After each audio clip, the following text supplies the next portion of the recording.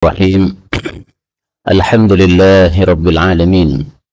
Allahumma salli wa sallim wa barik ala Muhammad wa ala ali Muhammad. Allahumma anfa'na bima 'allamtana wa 'allimna ma yanfa'una wa zidna ilma wa barik lana fi ilmina warzuqna al-ikhlasa fil qawli wal 'amali kamila wa 'ilman nafi'an la yunsa wa tawfiqan daima wa sihhatan wa yaqinan wa 'afiyah. Amin ya rabbal alamin. Alhamdulillah, kaum muslimin rahimani wa rahimakumullah. Pertama, saya berterima kasih kepada para pengurus besar Al-Islam, demikian juga seluruh para kaum muslimin yang hadir. Jazakumullahu khairan katsiran telah diberi kesempatan untuk hadir pada majelis yang berkah ini insyaallah taala. Dan karena waktu yang terbatas, maka saya langsung saja kepada materi yang ingin saya sampaikan. Sebenarnya kemarin saya diminta oleh Pak Ari untuk mengirimkan file yang ingin saya sampaikan, tapi karena tulisan baru jadi kemarin, maka tidak bisa saya kirimkan kepada beliau, sehingga insya Allah kita tampilkan saja. Kalau nanti ada yang diperlukan, maka bisa diminta dari saya. Ya. Kaum muslimin rahimani wa rahimakumullah, tidak banyak yang ingin saya sampaikan. Saya kasih judul pemaparan pada pagi hari ini dengan judul Min Ara wa Mawaqif Al-Syekh Al-Muhaddits Imam Ghazali Al-Jawi rahimahullahu ta'ala min khilali mu'allafatih.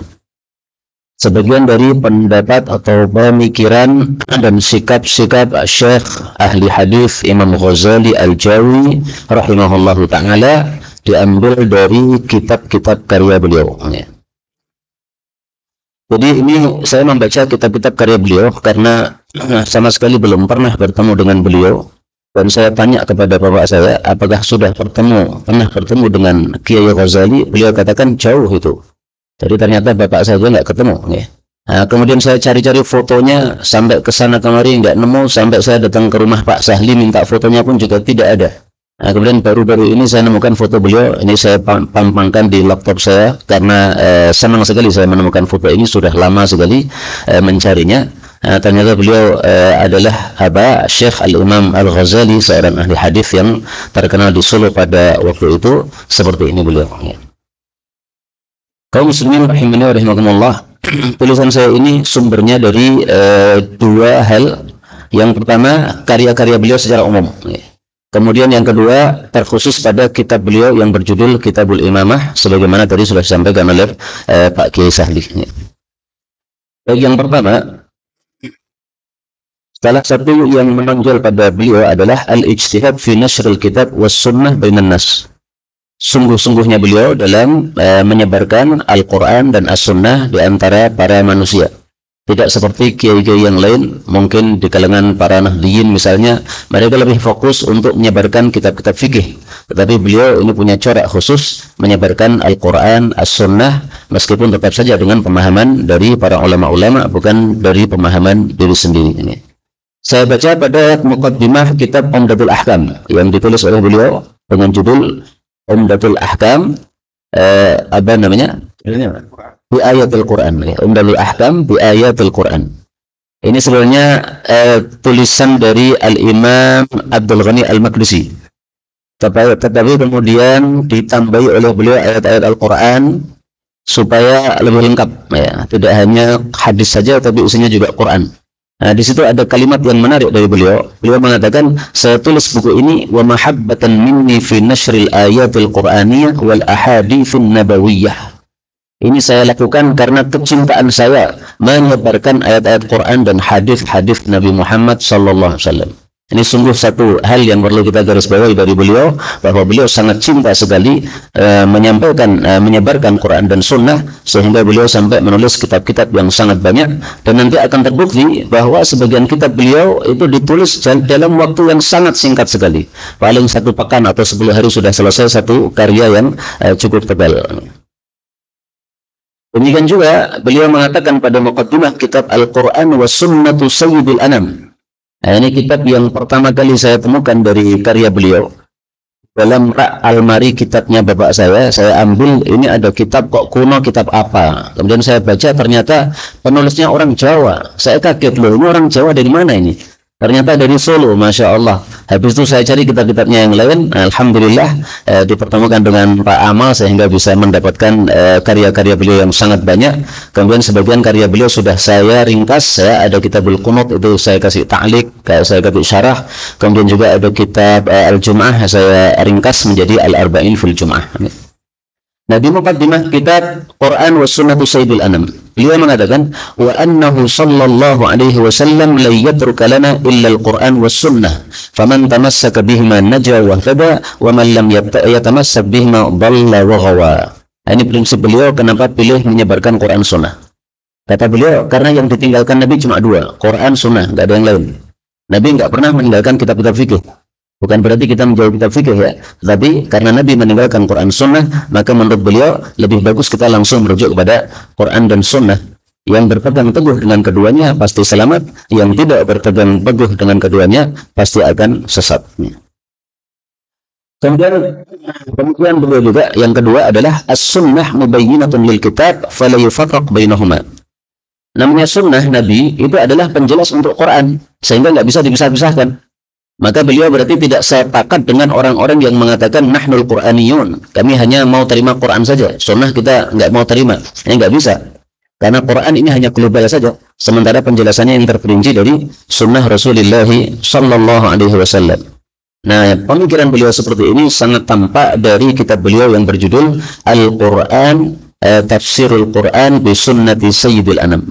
Setiap ayat-ayatnya beliau kasih penjelasan dari hadis-hadis Nabi Shallallahu Alaihi Wasallam yang berkaitan dengannya. Ini satu corak penafsiran yang sangat bagus karena penafsiran sebagaimana yang saya tahu yang paling bagus adalah tafsirkan Quran dengan Quran, yang kedua tafsirkan Quran dengan Sunnah Rasulullah Shallallahu Alaihi Wasallam. Yang ketiga dari pemikiran beliau adalah al-amal bid-dha'if fi fadailil a'mal bi syartih. Boleh mengamalkan hadis-hadis dhaif apabila dalam masalah fadilah amal tentu saja dengan memenuhi persyaratannya. Ini yang saya paham dari beliau, dari karya-karya beliau. Kalau benar alhamdulillah, kalau salah tolong nanti diluruskan. Karena saya temukan beliau dalam kitab-kitabnya itu beberapa kali menampilkan hadis-hadis dhaif. Demikian juga beliau memulai seluruh kitabnya dengan bismillah. Nah, sementara dalam satu hadis yang dhaif disebutkan satu perkara yang penting kalau tidak dimulai dengan bismillahirrahmanirrahim maka akan terputus dari berkah. Bisa dibaca ya? Bisa terbaca ya? Ya. Nah, ini disebutkan dalam hadis kullu amrin dibal, setiap perkara yang penting la yubda'u fihi bi bismillahirrahmanirrahim, yang tidak dimulai dengan bismillahirrahmanirrahim aqta', maka dia terputus dari berkah. Hadis riwayat Abdul Qadir Ar-Ruhawi dalam kitab Arba'in, dan hadis ini kata Syekh Albani derajatnya dhaif. Tapi faktanya beliau memulai semua karya beliau dengan bismillahirrahmanirrahim. Nah, bisa jadi ini karena beliau menganggap ini hadis dhaif tapi fadilah amal sehingga bisa diamalkan, tidak ada masalah. Bisa jadi juga beliau tidak mengamalkan hadis ini tetapi beliau mengikuti apa yang ada dalam Quran dimulai dengan bismillahirrahmanirrahim.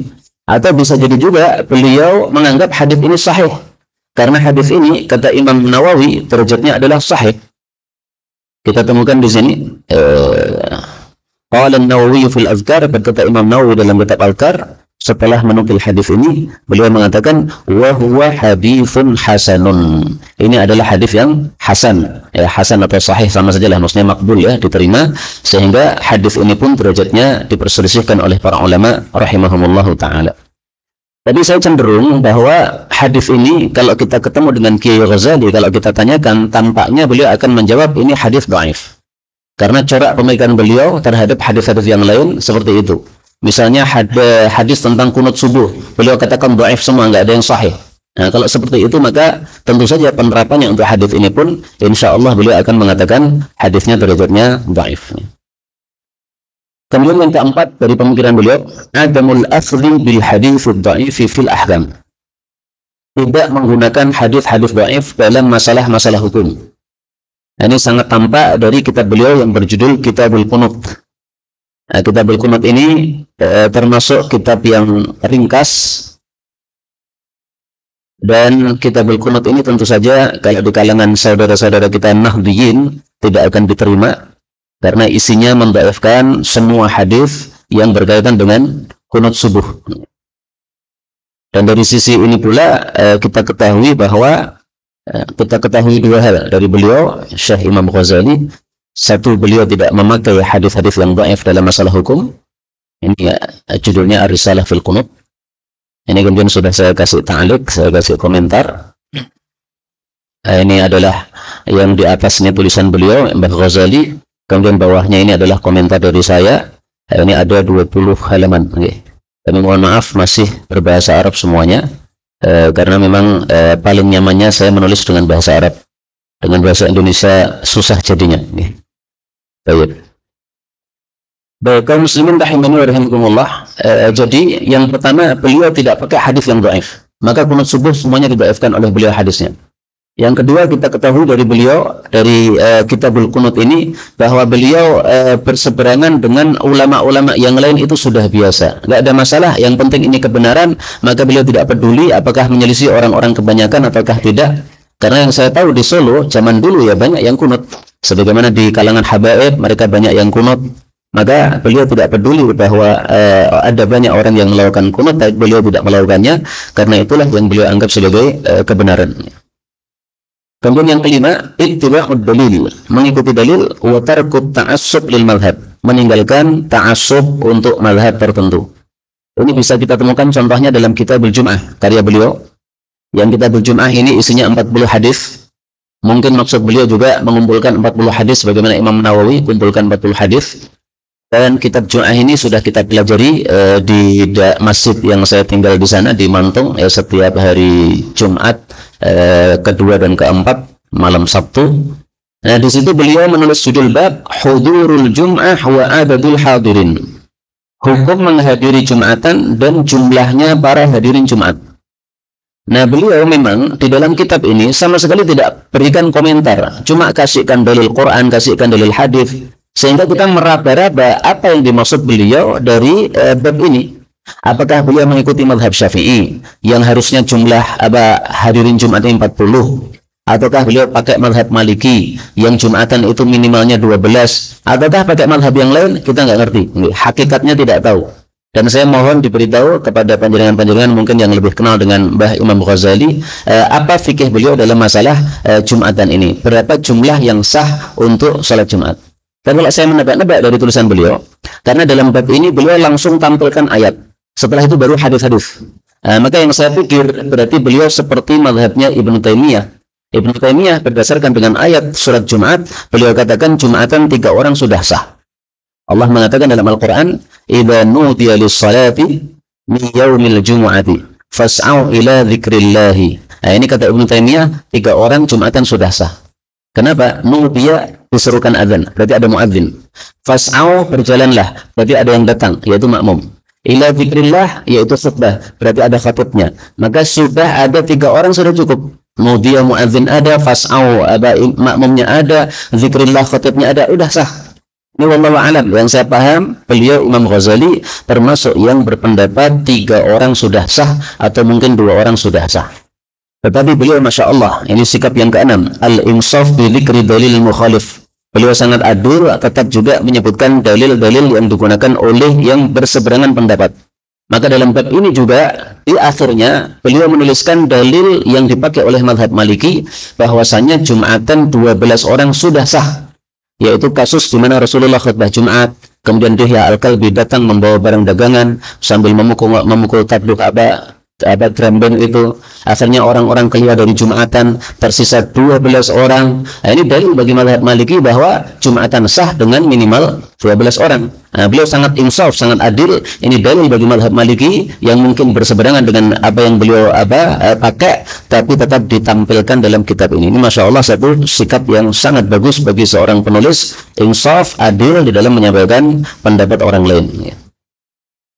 Kemudian yang ketujuh, jam'u kalimatil muslimin, mengumpulkan kalimat umat Islam atau menyatukan umat Islam. Ini pemikiran saya temukan dalam Kitabul Jum'ah. Di akhirnya ada judul Al-Wihdatul Masajid di Surakarta, persatuan masjid di Surakarta.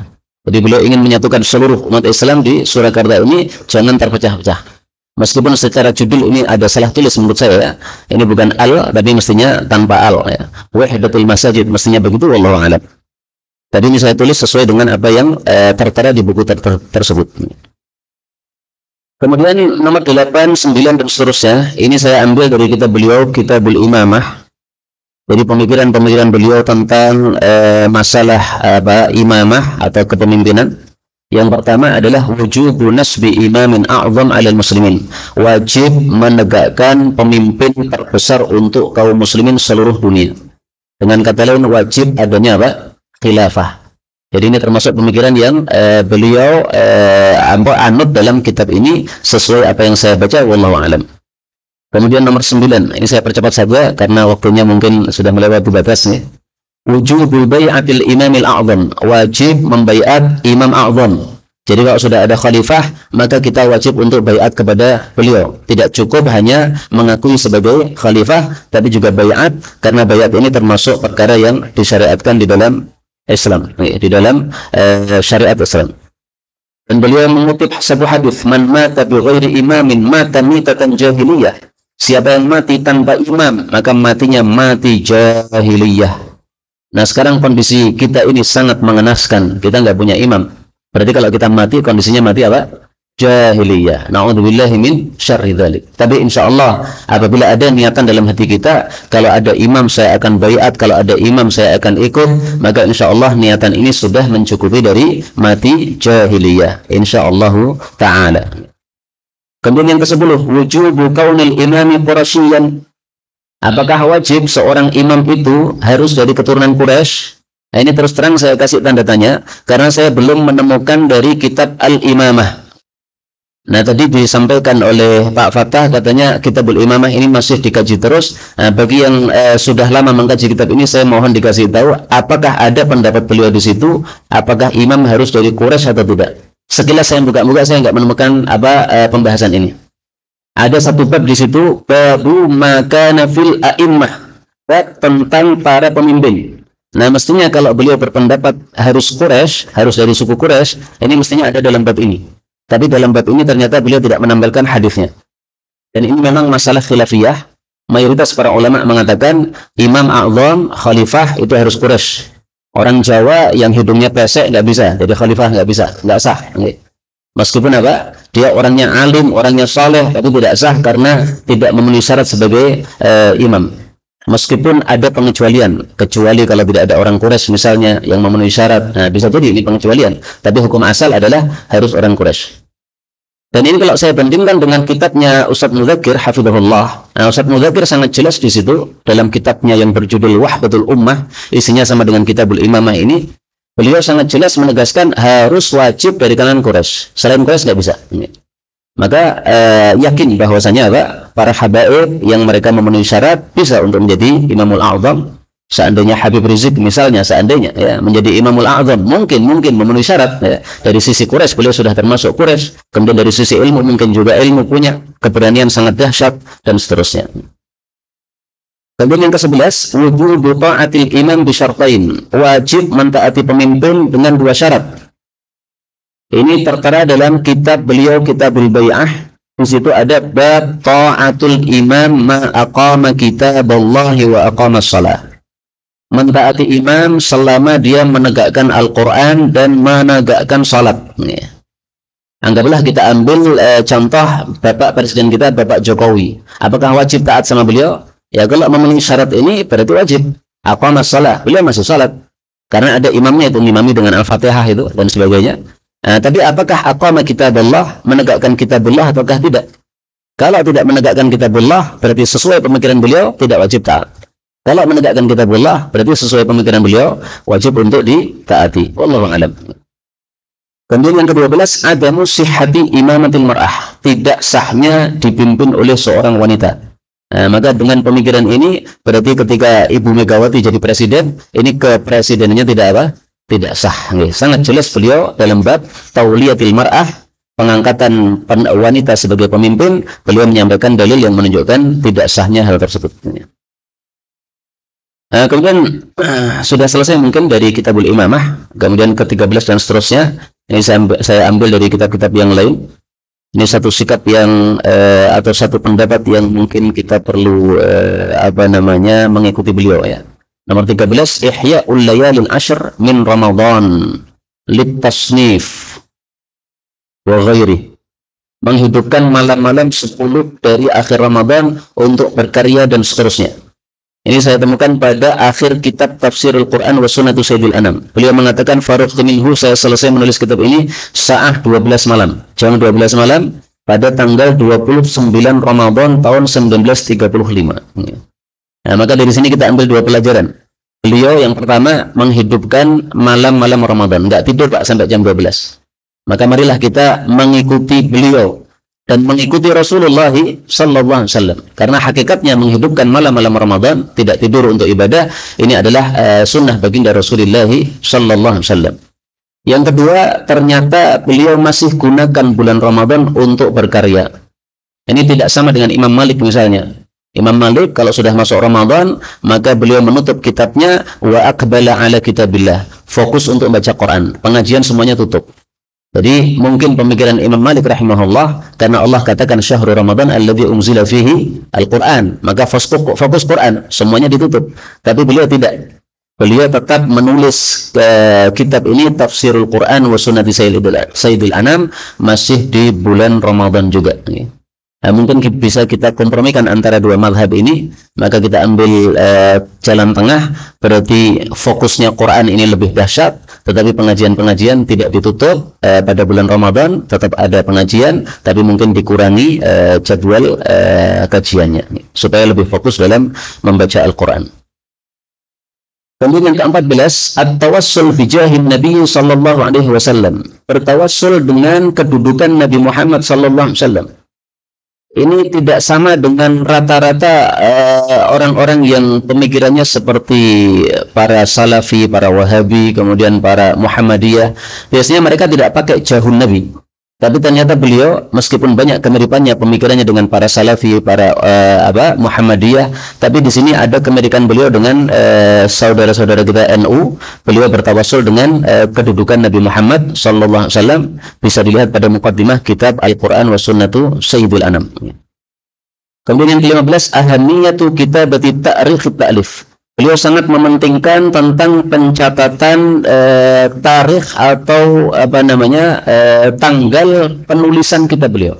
Ini satu sikap yang sangat bagus bagi seorang penulis, supaya diketahui oleh orang-orang setelahnya, generasi setelahnya, kapan beliau menulisnya, berapa lama beliau menulisnya. Dan dari sini kita tahu bahwasanya ternyata kitab Miftahul Hadits yang berisi tentang mustalah hadis itu ditulis oleh beliau pada bulan September 1962. Kemudian berakhir pada bulan November 1962 juga. Berarti berapa bulan ya Pak? Nah, sangat cepat ya, mungkin cukup cepat. Lebih cepat lagi, beliau ketika menulis Kitabun Nikah, itu dimulai tanggal 1 November, kemudian selesainya tanggal 11 November 1958. Berarti cuma 11 hari. Masya Allah. Ini sangat cepat sekali. Kalau orang sekarang menulis kitab 11 hari, orang sekarang, saya tidak ragu-ragu. Karena sekarang sudah ada maktabah syamilah, tinggal copy paste selesai. Bahkan saya nulis kitab 1 hari jadi insya Allah. Tapi copy paste dari syamilah. Tapi zaman dulu masih karya tulis dengan tangan biasa. Nah, ini 11 hari ini sangat cepat menurut saya. Wallahu a'lam. Kemudian kitab Quran wa Sunnatu Sayyidil Anam ditulis dari tanggal 1 Agustus sampai 25 Desember 1935. Berapa bulan ini? 4 bulan, Masya Allah. Kemudian yang ke-17, al-isti'anah bi ghairihi fi kitabatin nuskhah allati satutba. Beliau tidak enggan untuk minta tolong kepada orang lain dalam menulis naskah-naskah yang beliau akan cetak dari karya beliau. Ini kan sebagian ulama ada yang tidak mau kalau dituliskan orang, maunya dia nulis sendiri, sehingga yakin betul apa yang ditulis benar-benar sudah benar, tidak ada kesalahan-kesalahan lagi. Tapi ada sebagian ulama yang seperti beliau ini mau dibantu orang lain dituliskan juga nggak ada masalah. Ini yang saya lihat dari kitab Taharah. Di situ di akhir ada tulisan Agustus 1959, bawahnya ada tanda kurung Ros. Nah, yang saya paham Ros ini penulisnya. Benar gak ini Pak? Ros itu siapa itu? Apa ada keluarga yang bernama Ros? Apa Rosidah atau siapa? Nggak ada. Kalau nggak ada, nah, mungkin saya salah sangka. Saya kira ini bukan tulisan tangan beliau, tapi dituliskan oleh orang namanya Ros karena ada tanda kurung di bawahnya. Jadi beliau menulis ala kadarnya, kemudian ditulis lebih baik lagi dengan kode ini. Wallahu alam. Ini tolong dicari ini siapa maksudnya dan apa maksudnya. Dan lain-lain lagi, pemikiran-pemikiran beliau sebenarnya masih sangat banyak untuk kita tampilkan dari kitab-kitab beliau, tapi inilah yang mudah untuk saya tulis pada pertemuan kali ini, karena mohon maaf nulisnya baru kemarin, jadi ala kadar saja, ada 17 poin yang saya tulis di sini. Kemudian saya tutup mungkin pembicaraan saya ini dengan beberapa mu'afadat, beberapa kritikan dari saya pribadi untuk hal-hal yang saya baca dari kitab beliau, Syekh Imam Ghazali rahimahullahu ta'ala.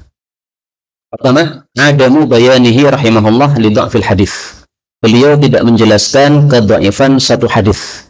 Ini mestinya kalau kita mau mencetak karya-karya beliau, ketika ada hadis-hadis yang dhaif, paling bagus untuk masa sekarang kita tambahkan bubuhan, tambahan keterangan derajat hadisnya.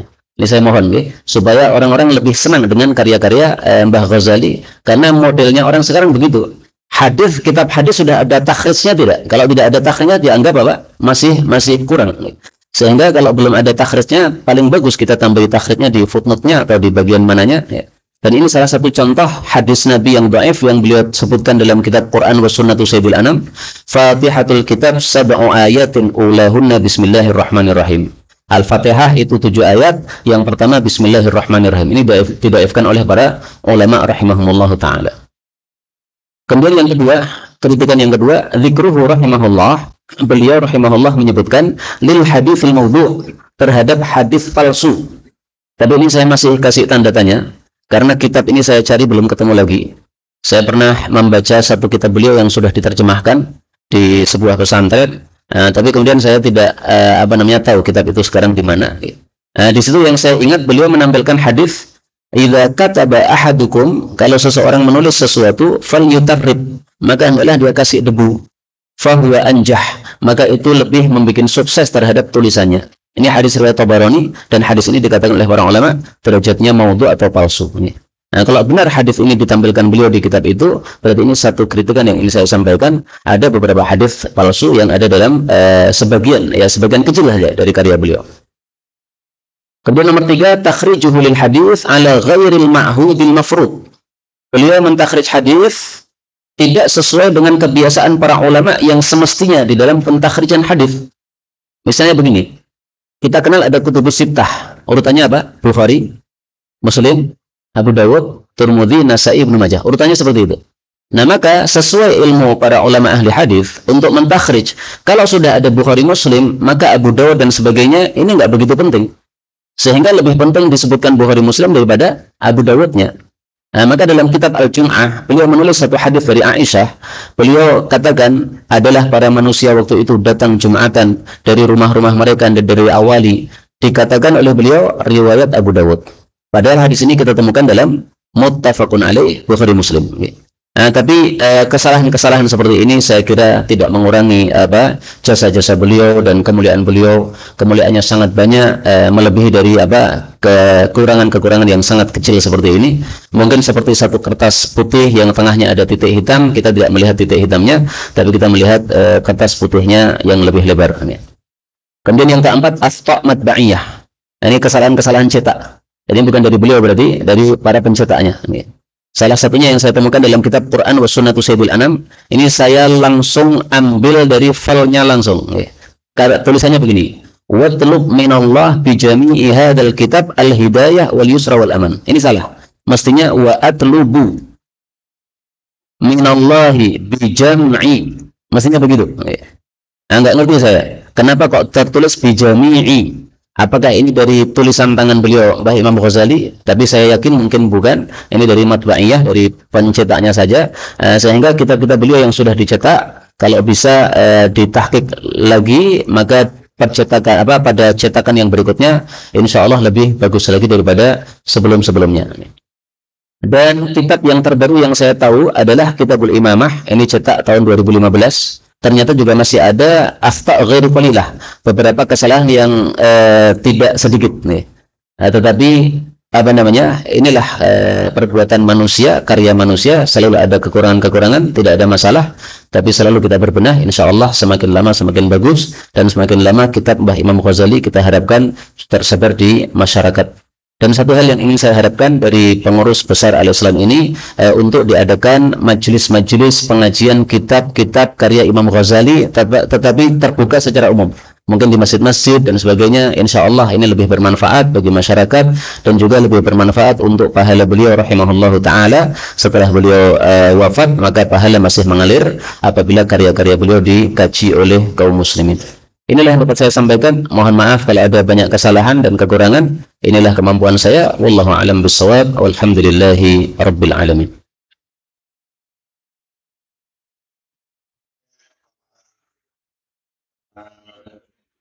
Tulisan dari psikolog tadi yang disampaikan oleh Ustaz Zaidan, bahwa yang setelah jika ada pertanyaan atau komentar, jelas itu dalam publik yang 12 itu. Gimana Ustaz? Sudah penjelasan, tapi saya menangkap yang promosi data itu 3 hal ini. Iya. Tinggal 12 orang. Nah, 3 itu apakah masih Islam atau memang dia seorang berdagang? Murni. Masih. Pertanyaan beliau, Yahya Al-Kalbi apakah sudah muslim ataukah belum? Ini mohon maaf, dalam masalah sejarah saya betul-betul lemah. Jadi saya nggak ngerti untuk jawaban pertanyaan beliau, saya nggak ngerti ini. Tapi insya Allah bisa dicari dalam kitab Ustul Ghabah, ya, karya Ibnu Hajar itu, tentang biografi beliau ini, siapa namanya, Yahya Al-Kalbi, kapan masuk Islamnya, insya Allah di sana lengkap.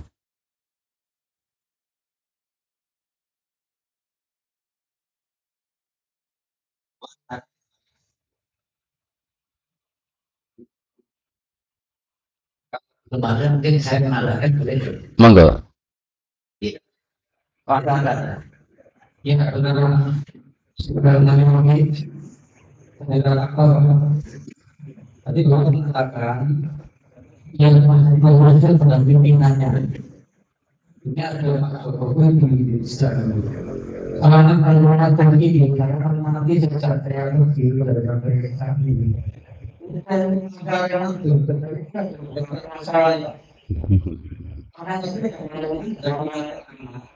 Yang kita kalau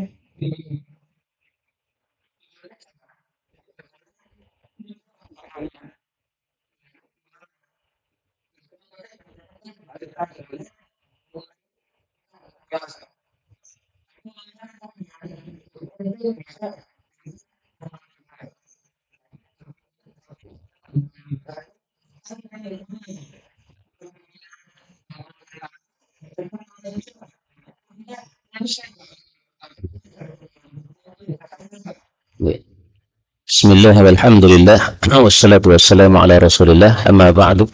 Yang saya tahu, pemerintah Indonesia ini membebaskan rakyatnya untuk pilih pendapat masing-masing, sehingga dalam hal ini kita masih lebih longgar. Seandainya pemerintah Indonesia mewajibkan semua rakyat harus ikut pendapat pemerintah, maka kita ngacu pada pendapat Imam Ghazali tadi. Apakah wajib kita mentaati pemerintah Indonesia? Kalau memenuhi 2 syarat berarti wajib taat, kalau tidak memenuhi syarat berarti tidak wajib taat. Tapi alhamdulillah ternyata beliau, Pak Jokowi, longgar orangnya, membebaskan rakyatnya untuk pilih mana sesuai keyakinan masing-masing. Jadi kita pakai keyakinan masing-masing saja. Kalau saya sampai saat ini belum bisa menggunakan pemikiran hisab, nggak bisa. Pertama, karena Rasulullah mengatakan idza ra'aitumuh fasumu. Kalau melihat hilal maka puasa. Berarti kaitannya dengan melihat hilal. Nggak melihat nggak puasa.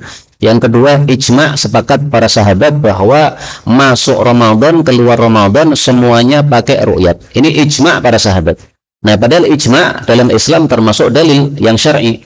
Quran nggak mungkin salah, hadis Nabi nggak mungkin salah, ijma' juga tidak mungkin salah. Pertama yang menggunakan hisab adalah seorang ulama tabi'in, namanya Mutarrif bin Abdullah bin Syikhir, dan dia waktu itu pakai hisab untuk dirinya sendiri. Karena dia paham hisab, maka dia hitung hisab, kemudian dia terapkan untuk diri sendiri. Enggak diterapkan untuk orang lain, enggak untuk fatwa.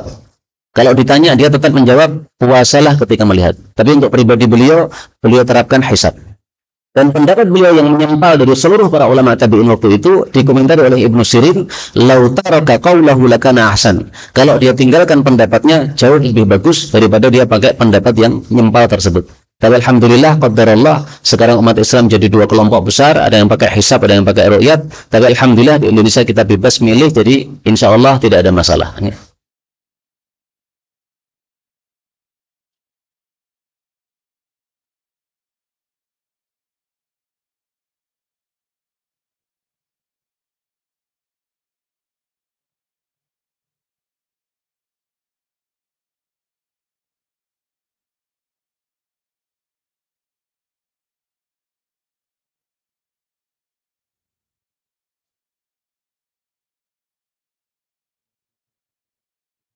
Sudah. Ada di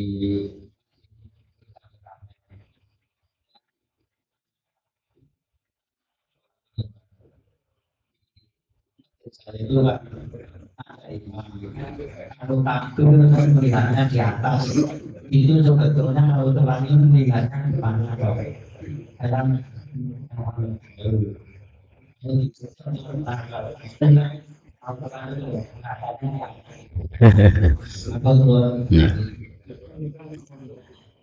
Ada karya beliau Mbah Imam Ghazali namanya Kitabus Shalah.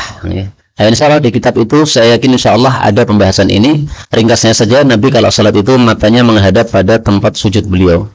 Dan tidak disebutkan dari mana menghadapnya, berarti dari awal. Sehingga kalau menghadap ke arah langit ini kita tidak menemukan dalilnya. Wallahu a'lam.